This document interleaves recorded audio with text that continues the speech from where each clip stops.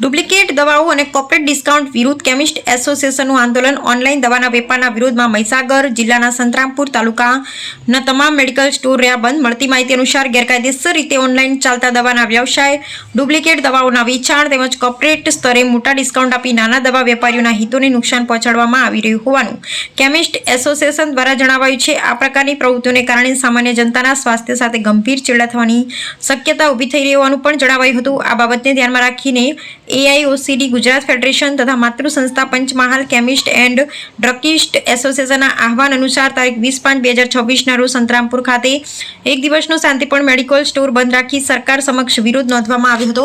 આ બંધનો મુખ્ય હેતુ સામાન્ય જનતાના સ્વાસ્થ્યની સુરક્ષા તેમજ નાના દવા વેપારીઓના હિતોની રક્ષા કરવાનો હોવાનું એસોસિએશન દ્વારા જણાવાયું હતું. આ અંગે સંતરામપુરના તમામ કેમિસ્ટ મિત્રોએ આપેલ સહકાર બદલ એસોસિએશન દ્વારા તેમનો હૃદયપૂર્વક આભાર વ્યક્ત કરવામાં આવ્યો.